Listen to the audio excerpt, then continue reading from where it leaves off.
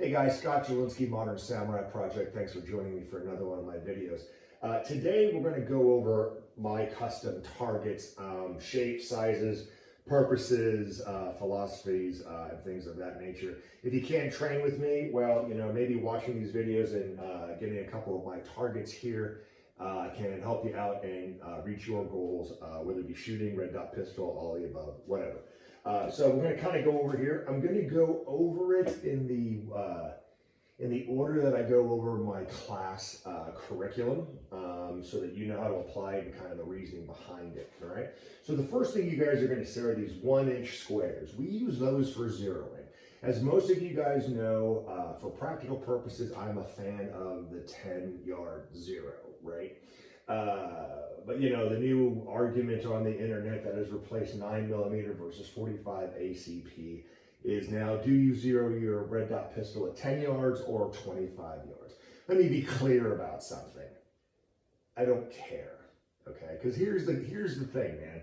If you can shoot, your zero really doesn't matter. If you can't shoot, your zero really doesn't matter, right? So you get all these people talking about this and that. Do whatever you want to do. Here's the deal, though, right? With good ammo, a 10-yard zero will, that'll print out at 25 yards? 0.7 inches high.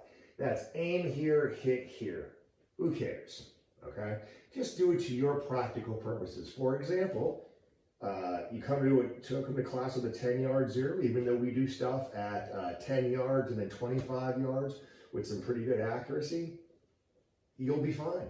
Go to a Chuck Pressburg class and don't have a 25-yard zero, it's going to be a long 2 days. Do what you want, okay?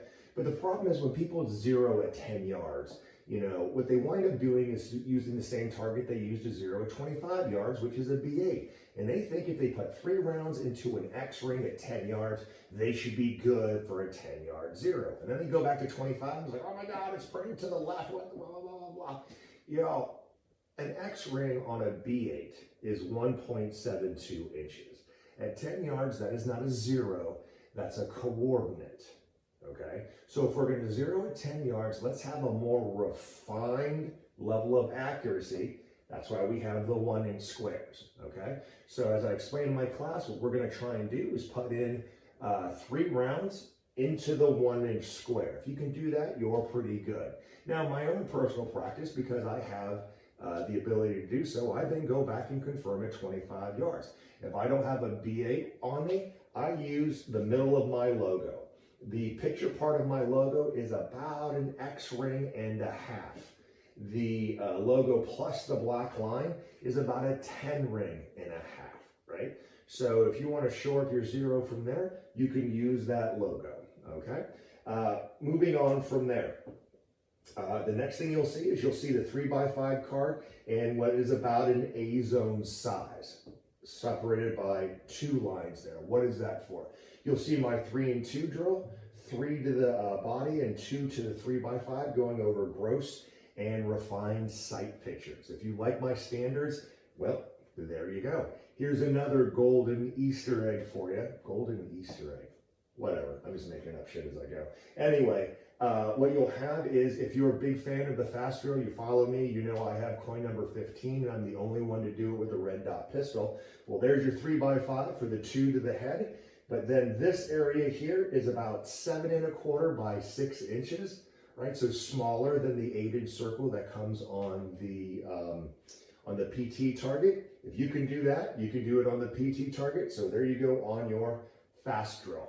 But Scott, other than that, why do we have 3 quadrants here in the A zone? Well, the first one is if you think only high thoracic hits count, hey man, you do you. Boom, there's your high thoracic, okay? If, however, you want to do the fast drill, well, boom, there is as close to an 8-inch circle as you're going to get with that rectangle, okay? What's this third line for? Well, I'm not going to give away the secret sauce. Come on down to my class, but let me give you a little bit of a hint. What's the great thing about the red dot? It goes where you're looking. What's the shitty thing about the red dot? It goes where you're looking. That can be an advantage and a disadvantage depending on your technique. That third line may give you a better reference point to get a better acceptable level of recoil or acceptable level of recoil pattern depending on the drills that we're doing, right? Want to know more? Come out to my class, be happy to share it with you, okay? So the next part about it, right, is that you have C zones and D zones, right? Why are they not on there?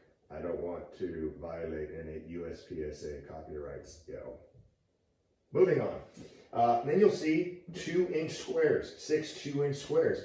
One says MSP, the other one says RDS. Okay, so those 2-inch squares, we talk about vision drills and tracking the dot and recoil, right? Want to know the secret sauce? Again, come to my class. Sorry to make this capitalist, but whatevers.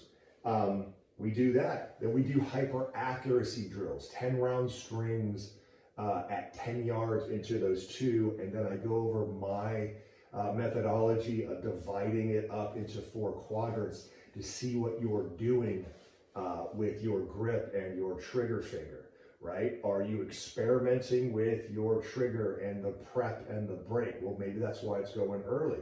Nothing wrong with that. But are you, on the other hand, are you compensating for a low shot by shooting early? Well, that's not great. What if it's going low? Well, there are 2 things are happening. You're either waiting for the dot to be in the center of the center of center and eliminating half the margin of error, or you're getting sucked into the dot and your focal planes are shifting and you're shooting some dumb arbitrary cadence that you get to the end of 1 Mississippi and you gotta pull the trigger, but because you're shifting back and forth, your cadence is all messed up. So I teach, instead of shooting a cadence, shoot your sights, okay? What about left? If you're a right-handed shooter and the shots are going left, well, that means you're slapping the trigger. No, it doesn't. It means your support hand is being a bitch, okay? You gotta stop doing that. Grip harder with your support hand, okay? And then you can slap that trigger like it owes you money all day long. What if it goes to the right? That means your grip is separating, but instead of fixing it, you double down and you push the muzzle to the right. Now, there may be other reasons, but those are generally the ones that I see in my class, okay? Why are the letters there? To help you focus on the target. The biggest thing when people either going from irons or to the dot is that they get sucked into the dot, like they get sucked into their front sight. The letters are there so that you concentrate on the letters, okay? So that really is the entire target in a nutshell, right? If you really dig my standards, well, obviously they're there. You got the 3 and 2, 1 shot at 7 yards to the alpha. You got the bill drill, right? And then the 1 shot at 25 yards into the alpha zone. So you got everything there. You got multiple drills, multiple accuracy, and multiple distances. I really like my target. If you took my class before, you know I used to carry like 2 or 3 different targets to get my to get through my class POI. Now I just have 1. Super grateful to the good folks over at National Target Company in Frederick, Maryland. They helped me design this, put together, and they print it. I think it's like $40 for 100. If you're an NRA instructor or MIL or LE, ask them for a discount, and that'll pretty much take care of the shipping. So there you go, guys. I think it's 40 for 100, like I said. I dig the target. Other people dig the targets. If you do, go ahead and buy you some. Come out and train with me. But more importantly than anything else, be good, stay safe, get training.